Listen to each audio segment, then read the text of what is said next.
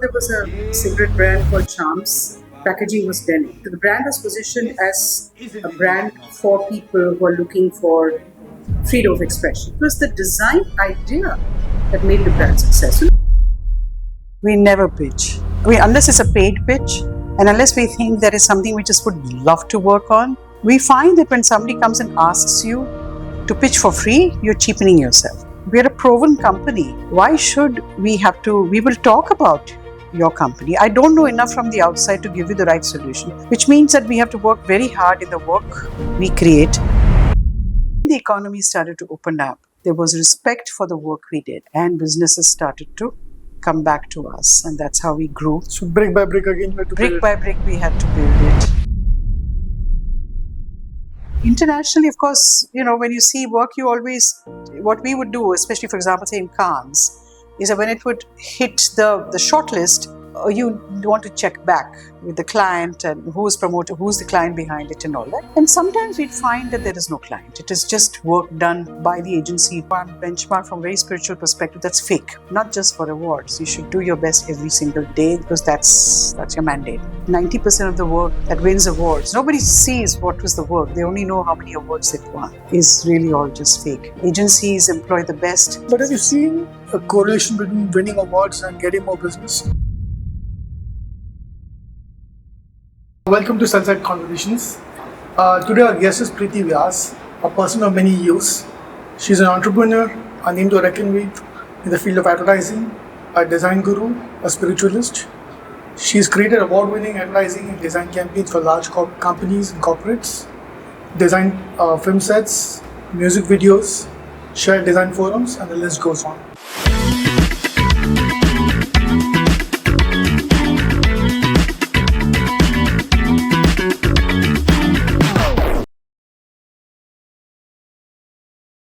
Preeti, welcome to the conversation. Thank you, Gautam, for having me. It's a pleasure having you here. Preeti, let's start off with some background information, something about your childhood, your early experiences. How did it all add up and lead to where you are today? So, I was born in a family which was heavily academically benchmarked. Okay, so, it was a business family, but my mother came from a background of academia. Okay. And for her, it was either being a doctor or engineer, that kind of stuff, which really cut the mark. And I didn't I didn't align easily. So the only thing I could do was be creative. As in, I painted and did all of those kind of typical art things, but I also invented games. I also created a night with. I also wrote plays. You invented directed- games? Yes. Really? Interesting. What kind of games? It was, of course, those days there was no, we just play as kids. So I would just sort of come up with, the good guys and the bad guys. Some new rules and So now, for example, if you got shipwrecked and what could happen Okay. if somebody else, different tribe altogether would come and get you. So they don't speak your language and things like that. So you could invent that. Also take the old classics and kind of do that. And I always played, by the way, I always played the part of the bad person because I thought the evil people had more character. That's true. So you had a lot of imagination as a child. I certainly did, and that, I'm afraid, is something I live with and I enjoy. Sometimes it gets very frustrating also. Because all my life people have tried to pigeonhole me. Okay. Advertising people call me an ad person. Design people call me a design person. Other people will call me God knows what. But I just see myself as a creative person at large, So I just go where the ideas are. I just go where my creativity takes me. Wonderful. Sometimes I'm not welcome there, but I still go. That's called a trailblazer, actually. That's the quality of a trailblazer. I was reading somewhere that when you went to NID, Yes. your grandfather had to approve it. So can you talk us through that? Yes, I was brought up in a large joint family, business family. So Vyas on the one side very academically oriented, on the other side very patriarchal. And for the girl who's just getting educated to get married, there was really no other option for her. And so we had a lot of kitchen duties and all of it as girls did.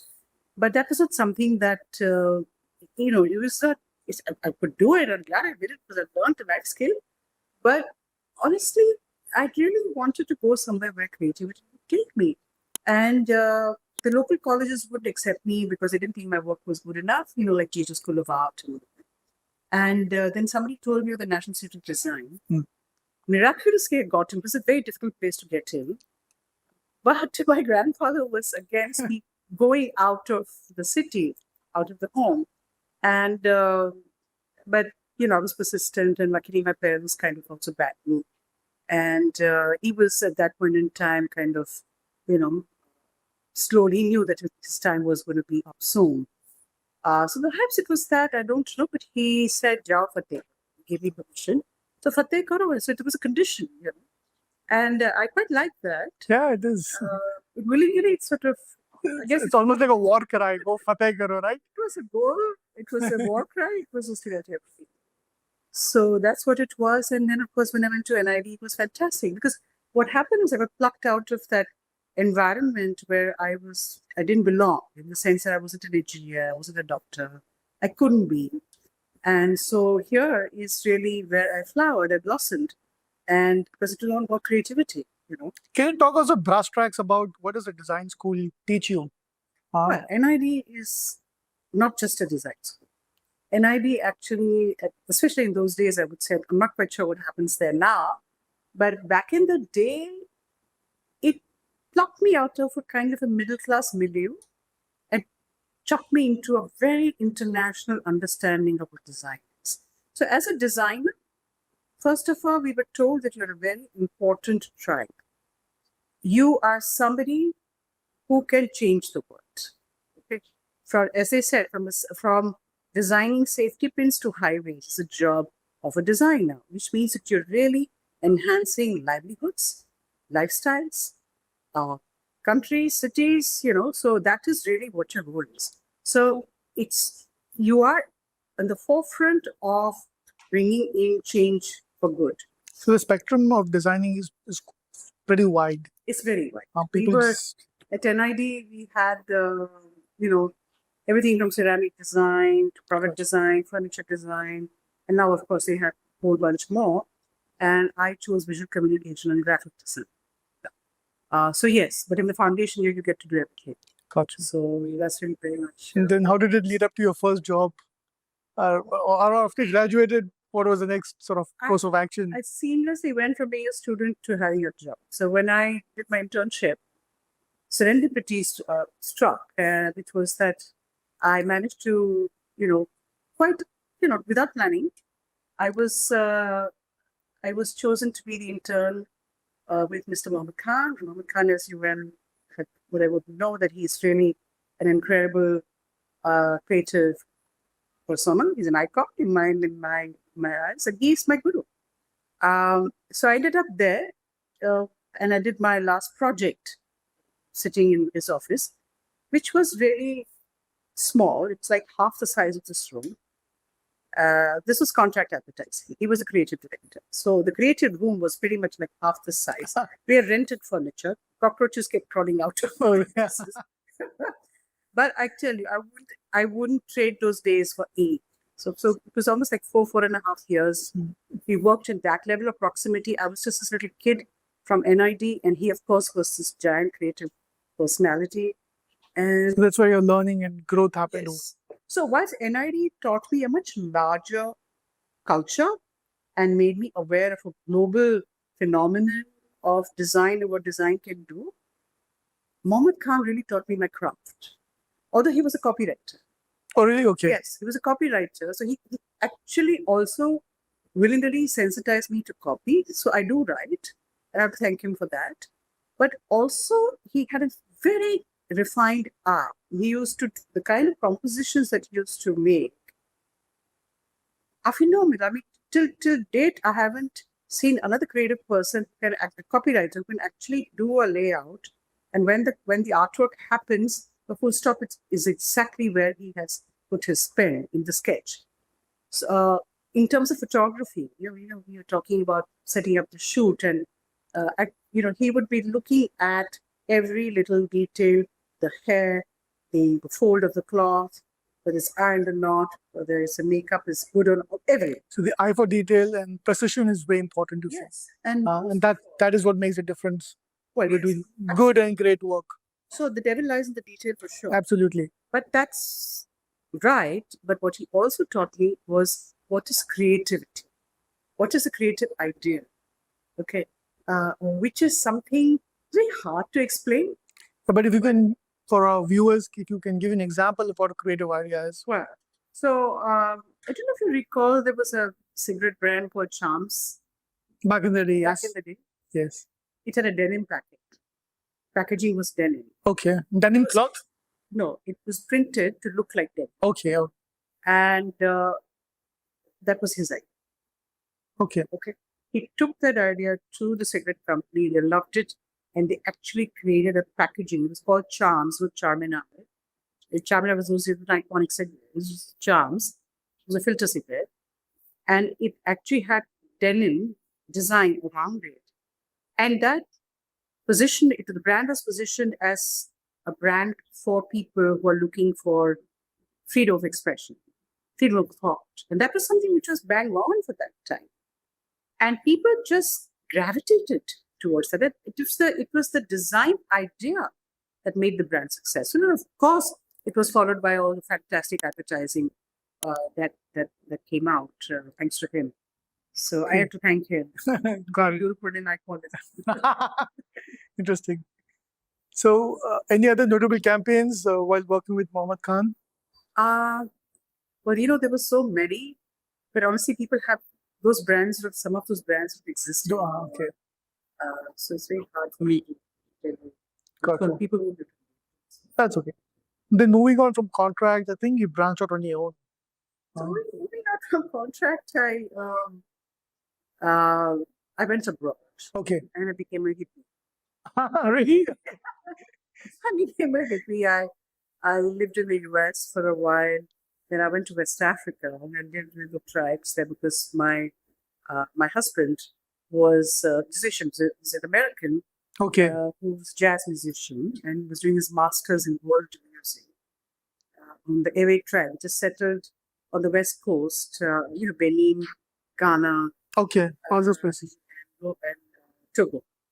So we went to Togo, and so we lived there for a while. So whilst he was learning, I was teaching in a school. I was teaching art and English In Africa. in West Africa. Oh my God, that is interesting. Before that, of course, I was living in the US, and where I was selling things in the flea market to make ends meet and to make enough money to go to Africa. I had a waitress, I did all sorts of things. How long did you do all this? About a year or so. A year or so. Interesting. How did that shape your life after that? These experiences. Because sometimes I've heard even Steve Jobs, for that matter, he came to India and he went around that circuit, and he says those days in India were really enriching for him, and he went back and sort of gave him some great ideas. Something similar happened to you? I think that for me, it was first of all an international exposure. So you go to the United States and you become part of. We were in the Boston, Okay. Cambridge. Became part of the art community and the music community, and then in Africa, I was part of that community. So essentially it taught me survival. So you learn to adapt according to the circumstances and To situations. find a way to be resourceful to survive because it wasn't easy. For example, when we landed with West Africa in Lomé, the capital city of Togo, all our bags disappeared. So, Okay. So that's taught me that when you travel, you have to think about a lot of things. Then of course we ran out of money, so I had to go looking for a job, which I found in teaching in a school. So So basically, you had to call upon all the skills or all the faculties that you had to sort of put them to use, right? yes, Yeah. yes, I think that the art of survival. But also, I think that when you have a global view, it shows in your work, and being at the forefront of a lot of the new things that were happening in the United States, or for that matter, what was happening in Africa in terms of their own very raw and powerful culture. It always found a way back in my work. And then, of course, then we came to India, and then this was history in terms of when the studio started, things like that. Um, but just as a studio started, and I was able to, and work came from all sorts of places. And when I had my first, How did the work come? Because those are days pre-social media, pre all of those things. Today, at least, when you put out something on social media, somebody comes to you. In those days, things were slightly different. It was word of mouth and networking connections, right? well, see, I had lived abroad when I came back, but before that I had worked, right? Acha. So I had met a few people, and so I think one of the first person who connected with me was Govind Nilani, the filmmaker. In Oh. fact, I ended up doing a lot of work for film directors. So Govind Nilani asked me to do something. Then Ketan Mehta did some films, graphics for those films. Umrao Jan happened. Oh, you the Rekhavan. So I did the branding for that. Things like that, So just somehow it happened. And whilst that was happening, I hired my first employee. And the day she was joining, the night before, there was a fire. Wow. And it was, the fire that happened about the Khyber restaurant. My family offices were about Khyber restaurant. So I used to work from there. And so the office got gobbled up by the fire. What also got gobbled up was all my. Oh my God. Those were not digital days, but we actually had physical work and physical portfolios. So overnight, everything got destroyed. And with a prayer. Oh my. So how do you find your feedback and sort of crawl back again? I'm sure that was excruciating, but I had just been given the assignment to design the Taj magazine. Okay. So from now with this, I really didn't know what to do. So I was a friend who suggested that why don't you use my office, because I don't even know, but those were days when Datta Samant had all the strikes, the textile businesses and all the businesses went on strike, and offices were closed, factories were closed. So he very kindly lent me part of his factory that day. But when we went there, the Datta Samant guys came and chucked us out. So I was back on the streets again. So now the Taj is calling me and saying, listen, where are you? So you mean I can't help you? I can now only work from home, and I used to live in King Circle, Matunda. And they said, you're too far for this. So what I had to do about that. So then they said, you come and sit with the Taj. I said, I don't just work for the Taj. So that's fine. So from being on the streets, suddenly I find myself in the Taj Mahal Hotel, so working from there. So then I think just sort of everything that I have done, I've done with a great amount of passion. I've done wanting to always find the best sort of solution. I mean, I need to be satisfied. Absolutely. Whilst the client should be satisfied, I need to be satisfied first. Yeah. And I think so. You were internal and Mohammed Khan, and maybe the benchmarks were quite high. And it completely, that culture resonated with me, and I wasn't about to abandon it, and I'm still not abandoned. Is it fair to say you're a stickler for perfection? Yes. Okay. So I'm always disappointed with the level, because it's never perfect. It's never perfect. So, but I do the best I can with the time. Yeah. I think the best bosses are the ones who set the bar higher. If you set the bar higher, then everybody sort of. So you need people to set the bar higher, and then young people sort of should be able to match across the bar. The world has moved forward only because people have set the bar higher, right? Well, one thing I draw satisfaction from it, people who worked for us have always found a better job. Why? Because they worked for us. In fact, Mohammed used to laugh and say that, you hire people and I will hire, because he ran his own agency, right? So he said, then I will hire them because you train them. Correct.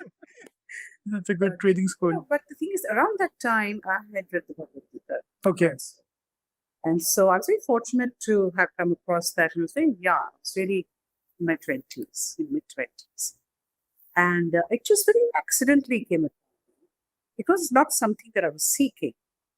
But whilst I read it, it left an indelible mark on me, And I'm very grateful for that opportunity to come my way, because it set my internal matrix. I chose for that to become my internal matrix. complex. Well, I'll do the best I can. Just the karma yoga philosophy. So do the best you can, and then you surrender. But the best you can is important. You must do the best you can. True. And then you surrender, which means that you've really abdicated the tension, the stress of the outcome, which means that you are To the universe, basically, you've sort of done your part, and now let the Yes. universe yes. decide the course. Interesting. So that, but I have always found that whilst I've done that, the divine has always somehow worked in mysterious ways. It doesn't work on your timeline. Yeah, it doesn't work. Okay. But when it works, I feel that you ignite the God principle. Okay. It's because What is the God principle? which is that when you've abdicated that responsibility, something in that work that you've done, because it's not me anymore, it's a high principle, has taken over, and there is something that comes out from that, which of course I have nothing to do with it, because I surrender. The doership is surrender. Got it. So the doership is not me, the doership is the divine. If the doership is divine, then the divine is compelled to act. Got it. And therefore, when compelled to act, the divine does what it does, which is always the best. So, I personally think that's my experience. Others may have had other experiences. That was an igniting point for my spiritual journey. So, once that is happening, a lot more is also. Got it. So, Preeti, let's talk about your foray into advertising. You started in agency Preeti Vyas Genati. Am I getting it right? Vyas Genetic Creative No. is the agency. Yeah. So, what does a Genati mean? I mean, I just wanted to ask. It's a name I got by marriage. Oh, okay. husband's So that's your last name. Okay, gotcha. husband's. Okay. So they were advertising. So I went straight into advertising from NID. But design is always in my DNA. So, like for example, I mentioned all the brands I did for the films or the Taj magazine, a whole bunch of other design projects. What is design? Is really branding, graphic work, which could be graphic communications, books, and I've done lots and lots of editorial work. I've done some 24 books and publications, including Taj magazine, commercial magazines as well. Okay. So newspapers, magazines, those are the base of magazines, so all of that. In fact, I think I was the very first commercial editorial designer in the country. That existed before that. Okay. So you have the vantage point of being a editorial person as well as a designer. yes. And every time the media opened up, so we come from analog days, and when the media opened up to include television, then of course we did films. When it opened to the whole interactive zone, we had music videos, which people would ask me to do it. I always taught myself. So there were things, for example, magazines I'd never designed, but I taught myself. I taught myself by researching myself. There were no teachers. Which magazines have you worked upon? So early on, apart from the Taj magazine, there was something called The Gentleman, and there was something with the TV magazines.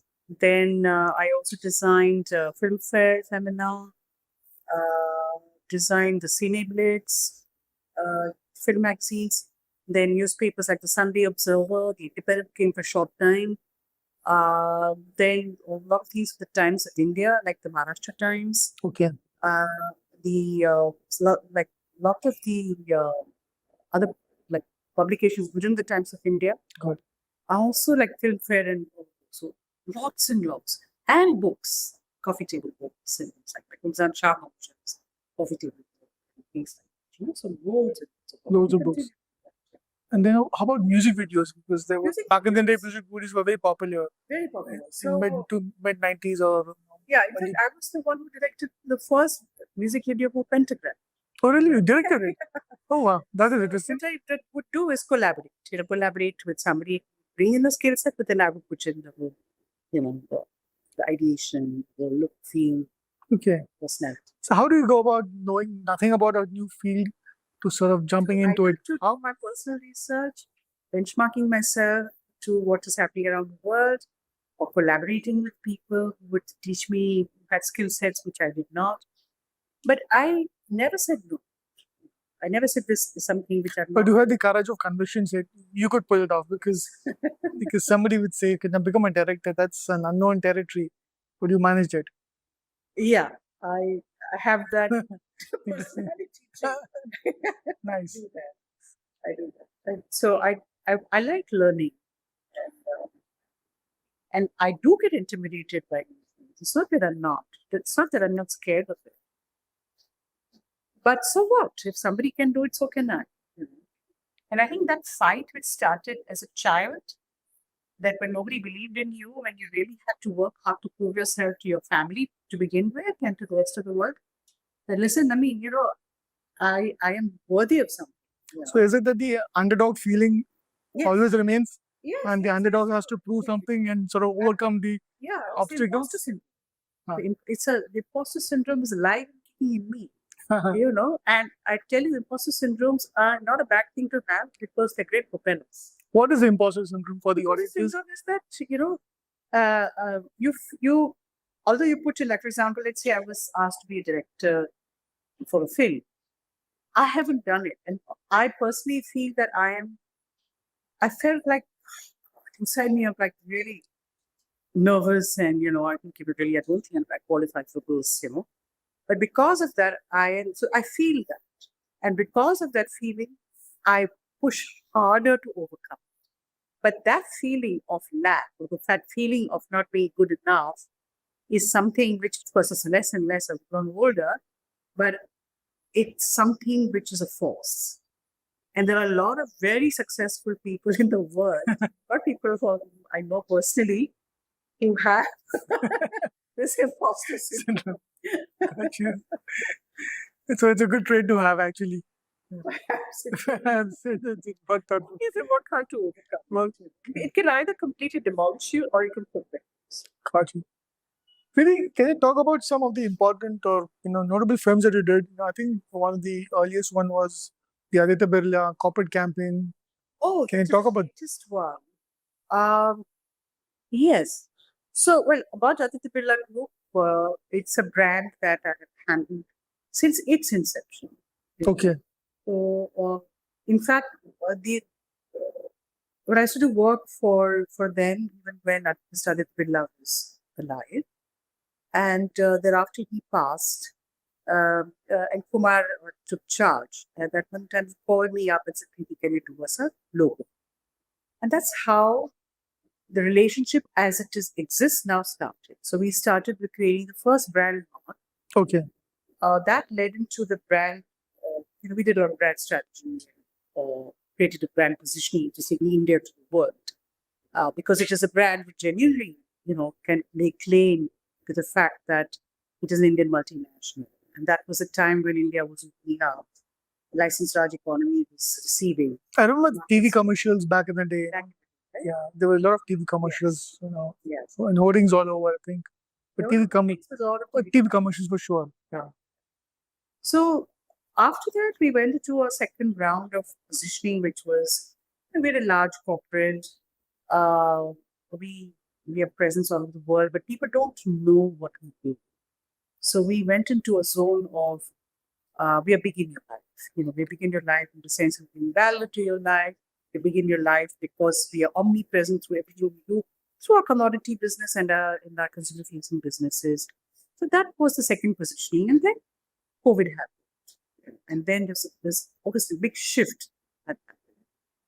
And the group, all of us, right, all brands, all businesses, we all went into a huddle about what will be the next. Correct. Because the world had changed. So in the new world order, what do we want to become? How have we changed, and how will we resonate in the new world order system?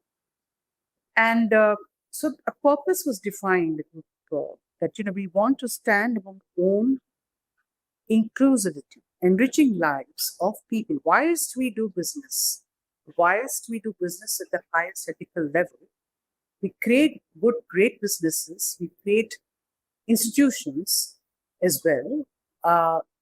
We work for the community, and we make sure that everything we do is ethical, and we always make sure that not only as a good corporate and as a conscious capitalist owner, we are not just working for our profitability, but we make sure that the end customer, consumer, also benefits. So enriching lives.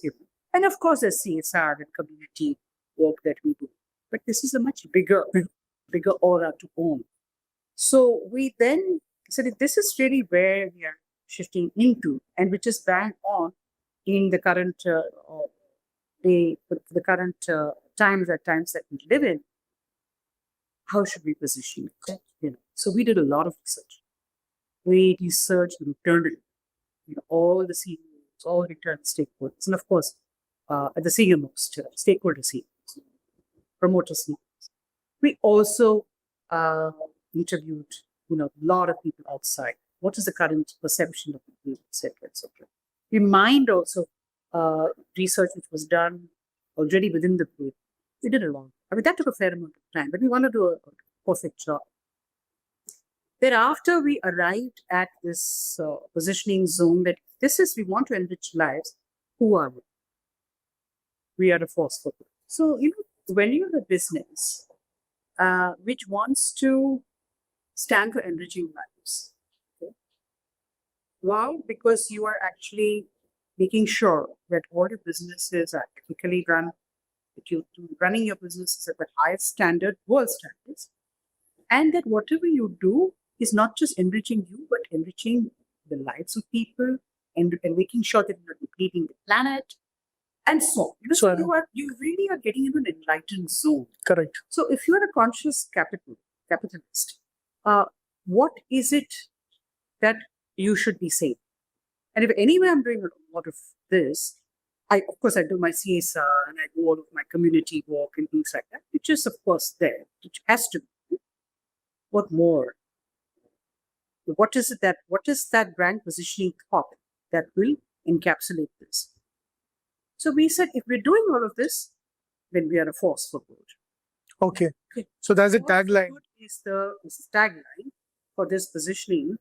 And we are a force for good. Why? Because we are one of the two brands in the country, Tatas and Birlas, which we have a legacy that is pre-independence. Correct. Absolutely. So what have we done? From within the 5th day or the 10th day of independence, we actually launched Grassing, one of the most important businesses of Aditya Birla Group. Why? Because Mahatma Gandhi asked us to. The family is deeply entrenched into the freedom movement and so on. So they have been part of the legacy of freedom is very much part of their historical legacy as well. It's the country's historical legacy. So we have that. So we've consistently outlined our strategies as that it must do good for us, but also for society. So going forward, it's very much in our DNA. It's not something that we're importing from outside. Got it. And if force for good is who we are, we've never really worn our legacy on our sleeves. Let's talk about the legacy. But like all good brands, legacy is never enough. You must talk about what you're doing today and how this vision is going to propel you into the future. So how do we own that? So we said, yes, we need a campaign. We need to start with a film, and we didn't call it an ad film, we called it a manifesto. Okay, what is a manifesto? It's a manifesto. This is what we stand. Absolutely. This is our philosophy. Look, I mean, at the corporate level, you don't want to talk about I sell this and I sell that. Correct. Whilst we will touch upon it. It's about a philosophy. Absolutely. It's about a philosophy. Absolutely. Individual companies will talk. Paints will talk about paints, and cement will talk about cement. You should stand for something much higher. You're a statesman brand, So therefore, the film starts from the future, goes back into the past, moves to the present, and arrives there. And what we did was, inspiration was Rabindranath Tagore's poem, which everybody sort of claims about when the poem which says, "That's okay, head held high." You know the poem, right? I kind of get a drift, but yeah. So it's based on the poem that he wrote for the nation. So what was the impact of all of this? I mean, there's a great campaign. So, when you do a campaign like this, first of all, it's not just one film. And it's not, this is too short a time. We just released the film. And we also did a lot of other things. And we're going to be doing many more things as well. Which is that we got a lot of discussions We tied up with Kaun Banega Crorepati. Okay. And Amitabh Bachchan actually he actually launched the film on Independence Day. Oh, really? Okay. Yes. And he didn't launch it as a commercial break. He launched it as he spoke about it. Okay. And then every episode he would talk about the different things that the group has done. Okay. We also did interesting things like with media, where we said fours for good. So, in the cricket match, if every time there was a four hit, a kid would get educated, some scholarship. A kid would be mentored so things like that. And so that's going to continue to happen. So we've just initiated a lot of research, and we're now moving into the next phase. The research, unfortunately, right now the data is not in, but so far it's made an incredible impact just from social listening. That's what we get. Nice, interesting. Yeah. Okay, so this is one of the main sort of accounts that your company has. Tell me, Preeti, obviously your business. What are the basic, I would say, steps you've taken to grow the business? Because a lot of ad agencies or creative agencies are always pitching for businesses. How do you manage that process? Do you participate in a lot of pitches, or you think there's a more of a pull mechanism that works? We never pitch. No pitch. We never pitch. Okay, I feel, unless it's a paid pitch, and unless we think there is something we just would love to work on, and not that we don't want to work on everything, but we find that when somebody comes and asks you to pitch for free, you're cheapening yourself. Besides, we have a lot of work. We're a proven company. Why should we have to? We will talk about your company. I don't know enough from the outside to give you the right solution. How will I give you the right solution? And how will you judge me from a solution that I give from a very incomplete perspective? So we don't, which means that we have to work very hard in the work we create. And a lot of it is work just comes in, because of our... body work that has happened over the last... Our reputation carries us, yeah. So. And, in the worst of times, for example, during the 2008, when the business collapsed, people... Let's talk about that. How did the business collapse? Or whatever, you had a... So, we had my daughter was very unwell, and she had a life-threatening disease, and I had to really take time off. And there were a lot of internal team irregularities which happened, and which got... The bad timing was the 2008 Lehman Brothers as well. So both things happened at the same time. The world economy sort of crashed. And the economy crashed, and BGC sort of self-combusted. And so we had offices in Delhi and Mumbai, and a very large team and things like that. And it had become largely an ad agency at that point in time, which in any case was making me uncomfortable. So basically everything collapsed. I had to close the Delhi office. I really didn't know where my next... What do you mean collapse? We had to let go of people. Ran out of money? We ran out of money. Okay. We ran out of money. We ran out of people. So we were just hanging in. Honestly, it was. What can I say? It was bad. Very bad. And the very few people stayed on. Most people just essentially moved on. How to pick up the pieces from there? And so first of all, I said this is an opportunity to re-strategize. So I converted the difficulty into an opportunity where I said I don't want to be a pure play ad agency, which we had become. I'm going to be more of a brand design agency with communication skill sets, but that's what I want to do. And I didn't hire anybody from advertising. I hire people from other areas like brand design and things like that, And so I shifted the focus, which does two things. One is that it gives me room to talk at a higher level. I'm not just talking to marketing heads, I'm also talking to CEOs and the chairs of companies. Also, I come in at a much earlier stage because I come in at a brand development stage, and then it can, go into communication. Also, I don't need these large setups in every city like ad agencies do. So that all in all eventually worked very well for me. But during that time, I didn't fall on the ground. I fell into a deep, dark hole. So with great tenacity. And the only thing, Gautam, that helped us was a reputation. That when the economy started to open up, there was respect for the work we did. There was respect for me personally. And businesses started to come back to us. And that's how we grew. So brick by brick again, you had to Brick build it. by brick, we had to build it. And then we came back on till, of course, COVID. So And after the 2008 journey, Eight. if you trace, which were the main businesses that you, I'm assuming the Aditya Birla one was post 2008, No, Aditya Birla Group is since inception. So post inception. yeah, so Okay. it's pretty much as old as we are. Okay. So that, of course, stayed with us. But you see, during 2008, everybody stopped work, including large corporations. So no one was doing any work. So no one was willing to hire us. Nobody wanted to hire agencies. So everybody went through a hard time. I went through a double whammy. So I went through a harder time. And I didn't have investors. I didn't have Yeah. any soft cushion to fall on. So it was all on me. All on you.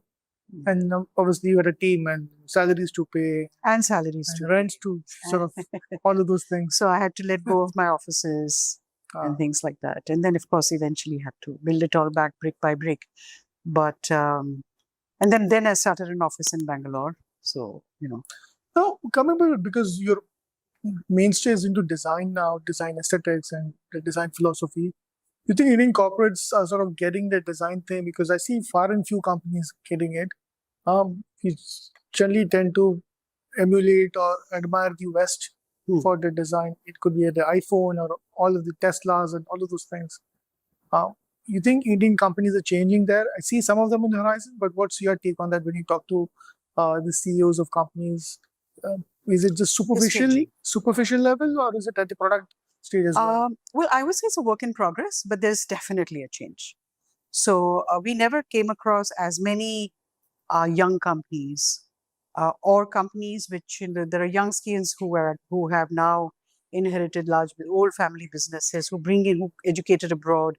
They see the merit in brand design, brand strategy, and communication based on strategy. So, and not just from the big cities. We have clients from Hyderabad, we have clients from, Kerala, so all sorts of Kanpur. So yes, there's a huge, Okay. So there is a shift, clearly. And there are more and more designers graduating and everybody's getting work. So I'm not saying it isn't, but if to your question that international branding, yes, of course, there are always companies who will favor that. They feel that they come in with an international expertise, but not realizing that at the end of the day, they're working with an Indian team, with Indian people who have worked with other Indian agencies. So it's pretty much the same thing. But some clients find comfort in that, So my answer to that is just do better than you're doing now. Push yourself to do better work. Work harder. Make sure that your quality is never compromised. Stand for something which is true to you, which is, for example, for us, we stand for great amount of what we call design intelligence. What is intelligence? We do research, we do social listening, we do a lot of corporate listening, we do research, we try to understand the business, we do all of these things before we crack an idea, an insight. That then becomes manifested into. How long is this process of sort of doing your research and studying? Well, so listening is, I'm assuming, is what you mean by listening is sort of research part, right? Listening could be physical listening. We actually do design thinking workshops. Okay. We would physically actually sit across a table or do one-on-ones. We listen. Different stakeholders, whoever's relevant to that project. We would also have formal research if necessary. Okay. So we do social listening as well, and we draw our own conclusions. So you listen to consumers, you listen to the management, you listen to other sorts of research, assimilate all together, competition, assimilate all together. And for example, for example, we launched business schools, a school recently, law school, a design school. The end consumer of the students are going to go out and graduate and work somewhere. We would research them also. Who's going to hire the product from it? So we would do all that. That's how we get the insights we do. The insights are good enough, not just good for the brand identity, but for the brand communication, the brand positioning, and setting out the blueprint of how the brand should roll out. What should be the conversations it should be having, with whom, all of that gets defined. Any example in the recent past where all this, apart from the Aditya Birla one, any other example you think Yes, is sure. is sort of been very successful for you? So, okay, so there's a brand in Hyderabad, which we launched, which is a real estate brand. Okay, What is it called? it's called 360 Life. Okay. Okay, now the promoter, he wanted this luxury apartment to be specially designed around forestry, vertical forestry. Okay. Okay, that was his big idea. Not just that, but he wanted to build in levels of Indian sort of spiritual shastras integrated into this. Apart from Vastu, of course, 100%. But, he would have like special homas and things on a daily basis, and things like that worked for his market. And he genuinely believed in it. It wasn't something he was just doing as like, what I call woke washing. And so we did a lot of research in that area. We also benchmarked it. We also sort of interviewed everybody. We went to the city. We looked at competition and so on and so forth. And then we created the branding, created the brand architecture, because it was not just going to be the real estate brand. It was also going to be holistic products. It could be food products. It could be all sorts of other products. And we launched it, keeping the same philosophy in mind. And I draw my conclusion about the success is that guess who made one of the it got incredible number of calls when the ad came out, and one of the calls was from Satya Nadella's office. Oh, really? Okay. Yes. So to me that was like, so then it hit home, So so that is of course the rest is history. But I just thought I'd just Interesting. Okay. talk about that. The other brand I would say, well, this is something that we do instinctively, is when we brought BBC into India. We launched BBC in India. That was some time ago, of course. And that was a time when television had exploded in the country. And the business channels were literally, every day there was a new business channel coming along. And there were many who were deeply entrenched. So when you have a business channel from abroad, albeit it's BBC, but still, it's going to fight amongst this. I mean, it's going to fight with advertisers as well. So how do we position that, which already is well positioned, but not in India? It's already known, but not in India. Okay. How do you create that? And so we said, so the positioning, therefore, following all these processes, we said the positioning to take is that you are the authority that can take the global, take the local, and connect the two. For example, if there are rainforests being depleted in Brazil, you are getting affected here by a deluge of rain. So there is an impact around. So connect stories which only you can do. Local channels can't do. So what happens there, what happens here. BBC was another great example of... Is a great example of how we position the brand to mine this opportunity, taking a challenge and converting it into an opportunity. So that's another thing that we did. So Preeti, just following up on some other aspects of your personality, is obviously you've also been on international forums as a jury member, as a participant. Can you talk to us about some of those experiences where you go to sort of international forums to judge? How is it different? How do you contrast that with what's happening in India, or some experiences over there? So when you go abroad, first of all, it's a great experience meeting other creative people from around the world, because you learn from them. Because you're in a room for sometimes days looking at work, and you see different people's responses. That's one. You also understand each other's work and the agencies they come from, and that is also wonderful. We also get to see work, which is the best, not just the entries, but also their exhibitions and things, that people who talk. So that is really quite a phenomenal thing to be exposed to. In terms of the work, it is a fantastic exposure, okay, to have. Internationally, of course, when you see work, you always, what we would do, especially, for example, say in Cannes, is that when it would hit the shortlist, you want to check back with the client and who's promoter, who's the client behind it and all that. And sometimes we'd find that there is no client. It is just work done by the agency to... And they've submitted it. And submitted it. They would release it somewhere. to win an award. So that's something that personally for me, because as you know, I'm benchmarked from a very spiritual perspective, that's fake. That's not ethical. It's something you do your best today, not just for awards. You should do your best every single day because that's your mandate. This is it's called manipulation, right? So they manipulate things together. So unfortunately, almost 90% of the work that wins awards, nobody sees what was the work. They only know how many awards they've won.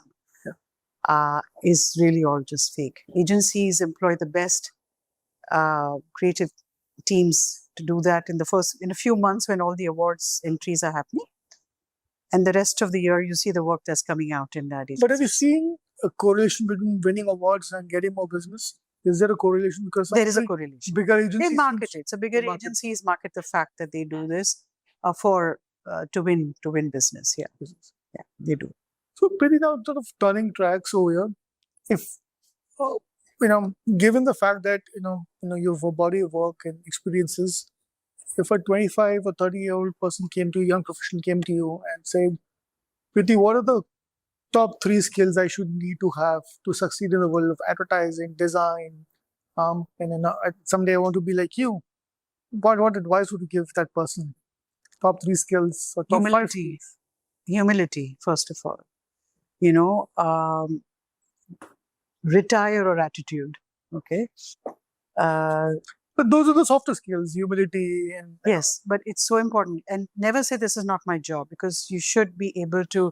When I started out, I was thrown into everything, including making tea for Mohammed, including answering calls, receptionist calls, because like Simon Tata used to call and he wouldn't trust the receptionist. He would ask me to take the call. Running the studio, chasing vendors, all of that. That's how I learned. And I think that's how, if you want to learn, you really need to retire that thing that I'm coming with so much experience and I will do this, because that creates hindrance and barriers to learn. So that's the first step. If you open that up, then the gates open up. After that... But when you say open that up, it's either a inner voice which tells you to open up, otherwise you never open up.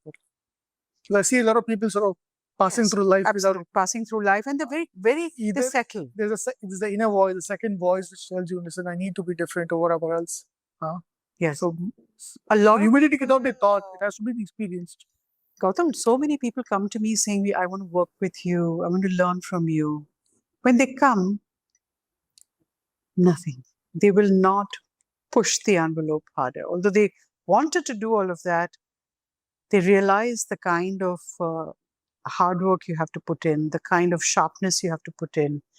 What do I mean by strategy? It's not just collecting data. It's about really, this is the creative magic moment, how to create an idea, and then how to walk the idea to execution, how you can never abdicate the responsibility till it's absolutely out there, executed in the right way, how to always look for a way of doing things better, how to be proactive. It's hard work. And for that, it's not just enough to say, hey, I want to do good work. So you have to come from a mentored MBA, but still some of them will not have these. Won't have this. They will not be able to walk that intention. Okay, so one thing to have the intention, and another to actually... So one is saying humility is paramount. Yeah, because if you come saying, I have done so much somewhere else. Second skill you would say is? The second skill is to be proactive in terms of your thoughts. Challenge, the ability to be proactive, to be able to challenge whatever you're seeing, because don't take things at verbatim. You must do your own thinking. Now, when I meet people like that, I know that I have a winner, because they're doing their own. They're not they're not getting intimidated by all these other things. They're actually feeling something that they must express. Those are real keepers, and they're the ones who really learn. Yeah. So those are top 3 skills you would sort of identify in a person, And I would say that the other most important skill is to be open to everything from around the world. Okay, don't just become a little talk to your friend designer in another agency. It's a club. That's an incestuous kind of a life. You must know what's happening in the world in terms of creativity, in politics, in cultural trends, everything. You must be alive to. You must own a philosophy yourself. You must want to be doing things bigger than just what you do in your day job. When you become that, it starts showing in your work. That intelligence starts showing in your work. Now, because you've also had a roller coaster ride, you've sort of seen the super highs and the super lows. Ha. So when you're down, how do you sort of get up? How do you sort of get up next day and say, okay, how did you do that? What is the philosophy, or how do you sort of, because a lot of people when they go down can't get up. Yeah. Huh? I have to thank the universe for giving me the strength and the resilience.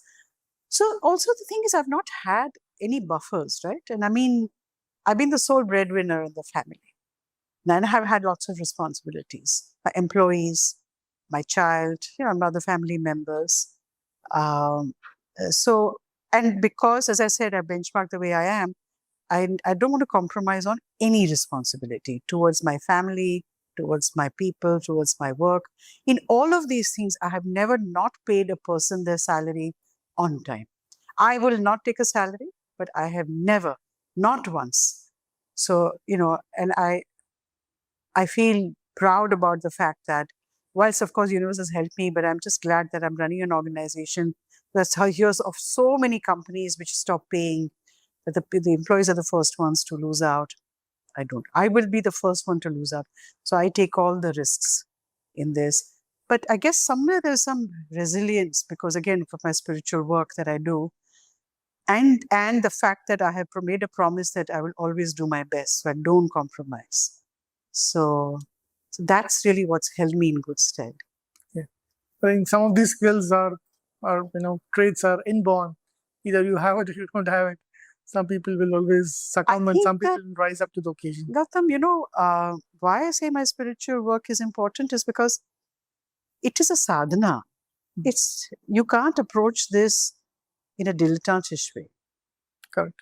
You can't approach it from the perspective of, acha kuch kar liya. Okay. No, it has to become part of your persona. And you have to work towards it every single day. My day doesn't start without that. What would be your kind of advice or your sort of piece of let's say advice to women entrepreneurs or women who sort of are out on their own? Because sometimes women have two choices: either they make it, or they either sometimes play the victim card, or they say the society is against them. How do you sort of give some encouragement to women out there? Well, I think that all women need to make sure that they have a skill set which will give them a livelihood. No matter who you are, where you are, whether you're married, not married.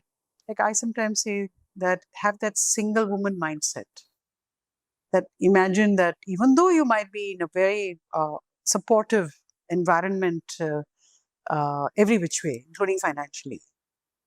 But today we live in an age where it's very important because you never know what happens. Okay, true. And if you don't have a skill set, I've seen so many women who fall by the wayside because of that situation. Suddenly there's a demise or the marriage splits.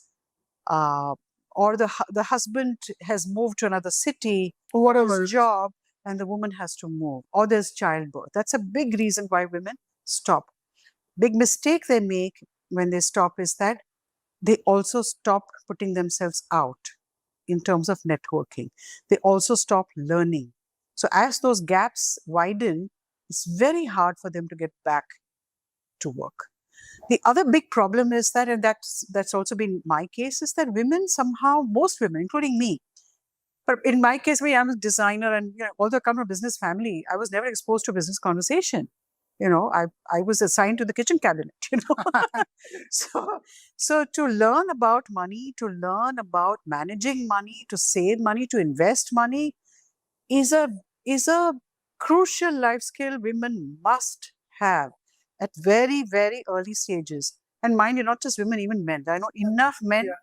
who just switch off when it is about I money. think that is something which the school curriculum needs to sort of start. I think in today's day and age, financial literacy is very Literacy important. has to, and it should start very, Very early. early in life, I know. Very early in life, and everybody.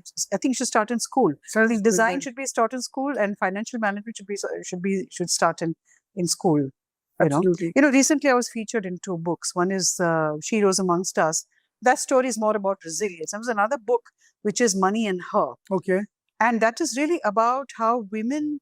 So the story is from the perspective that what happened when you were not in charge of money, as opposed to what happens when you are in charge of money, and how that helps you sort of, even in hard times. Okay.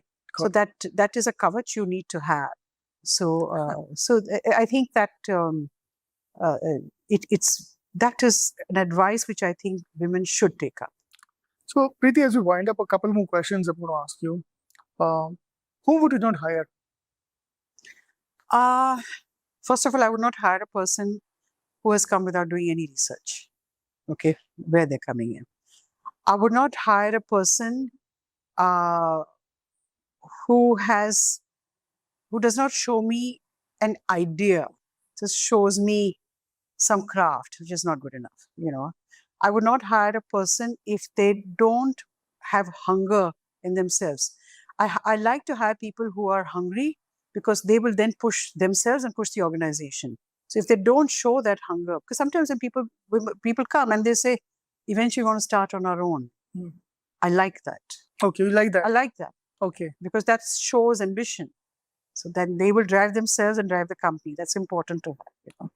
Interesting. Okay. But so Preeti, that you're such a multifaceted personality, you've done so many things. How do you find time for all of this? What is a typical day like? Okay, so in today's time, and everybody is talking about how hard you should work, how many hours you should work. So I have two perspectives to this. So when I was in a startup, when I was first started my company, and I'm a mother, I'm a wife, I'm a daughter, and all these were responsibilities which I had. I would wake up very early in the morning, and I would make sure that the child is looked after. My work would start at 8:30 in the morning. I would then come home and have lunch with my child, go back to work, and then come back to again be with my child. And once she is put to sleep, I would go back to work because I had made other commitments. So that was it. The drill was Yes, that was a drill. Yes. Now, over a period of time, whilst I believe that is the way to, when there are challenges, when you're starting something new, there is no option but to work like that. But I have maintained that if you can work with a certain structure, clarity, and teamwork, which you should be responsible for as well, there is no reason why you should not be prolific, intelligent, deliver the highest, and wrap up your work in a way that you go get a life after 7 o'clock in the evening. So do you subscribe to the debate is going 60 hours, 70 hours a week? Well, that's what I'm trying to say is that at times you will need to work like that, and which you have no option but to, and you must. But is that a norm? No. You should, if personally I feel like in ad agencies, most people start work at 5 in the evening and then they work through the night. I think that's stupid. You really, I have been prolific in my life. I've done so much work in my life, but by working like this, because I need to go home and look after my child. Absolutely. So I also need to go and get a life in other things because I'm interested in other things. I love art. I love, meeting different kinds of people. I love to travel. So I don't want to stop that, because where will I get my inspiration from? God. I'm not hiring clerks. I'm hiring inspired minds. I want to, if I'm not inspired myself. So I actually used to have a ledger. If you work beyond 7 o'clock, that's a problem. Oh, really? Okay. Yeah. Now, coming on to the next question is, any brand that you admire for its design philosophy or a design, ethics? Any brand which you find inspirational from a design point of view, like as a designer? There are so many brands. Or And I'm let's trying put to stay away from a cliche, but unfortunately, I'm getting drawn into the cliche. or any brand which you feel is not following the design principle? Let's spin it Well, I around. want to talk about two brands. Okay, so Okay. one is, of course, I do want to talk about Steve Jobs and Apple, because I think the Steve Jobs was really a design thinker before design thinking became the hot word. And what I mean is that he was able to put himself in the shoes of people to figure out what they would want and work backwards. And he was willing to take the risk to stand apart from the herd to do that. But he was somebody who actually stayed true, whatever his philosophy was, his matrix was, everything from the product, okay, to the continuous innovations, to the communication, was held together by the purpose, the philosophy, and the design sort of a zone that he owned. He stayed true to that. It was all totally integrated. And I haven't honestly found another wholly integrated corporation which works with that level of brilliance across all milestones. I want to talk a little bit about the new brand things what has happened with, like, for example, Jaguar. Okay. Okay, now Jaguar recently went into rebranding. Now, whilst I am all for rebranding, but rebranding also has to come from a perspective of relevance. Okay, obviously it came from a place of we live in a certain kind of a world. Inclusivity is, we talk about, we recently, of course, now the whole woke business is kind of getting slowly retired, but that was really the time when this brand went into refocusing and refocusing itself, and it came up with a new brand, which to me lost all of its personality and legacy which it had accrued. So I personally don't believe in it, however much of the justification lots of people are giving it, because it became so bare-boned that it became generic. Got it. It lost all character. It's lost the whole track essence of got diluted over there. Yeah. People are buying Jaguar because of its legacy, but legacy made relevant to today with a sharp focus on future, right? Because Jaguar was always known for that kind of a thinking, never divorced its legacy. Now you want to do a clean sweep to remove the legacy and simplify to the point of being ordinary, which it is, no matter what people will tell you. So to me, that's a brand strategy thought gone totally wrong. Got it. Okay. Then it does its communication where it shows people, it's only showing people in the film which are of different race and ethnicity, and they are dressed in ways which belong to the ramp, in a way which is really kind of off the wall fashion ramp, not even your regular fashion ramp. There is nobody has taken away a message about how is that relevant to somebody buying a car. I don't see it. So I find that sometimes brand get too much into themselves, talk to themselves more than talk to the consumer. That's like a brand gone wrong. These both are large corporate brands. One went incredibly right and one went incredibly wrong. Okay. So, Preeti, what next for you on the horizon? I mean, apart from business, any other areas you think you want to contribute towards the field of design, advertising? How do you sort of want your legacy to be there? My legacy, so first of all, I don't think like that. Okay. So what I do want to do is teach more. So I'm part of many institutions, but I do want to teach more. I want to mentor more. I sit on boards, so I'm learning a lot of businesses. Hopefully I'm contributing as well. But I want to write more and I want to paint. I mean, I've been a painter and I've had shows, but I've taken a very long break, and I need to finally get back to doing that and have a solo show. So that's a life waiting for me to happen. Wonderful. And there are some ideas for new. Is there anything that you cannot do? You can pretty much do everything. I'm sure I want to learn Sanskrit as well, because I want to read all the scriptures in its original language as well. Amazing. So, all right. Thanks for taking time. Travel a lot. Anyway, thanks for taking time, Preeti. Thank you so much, Gautam. Wonderful talking to you.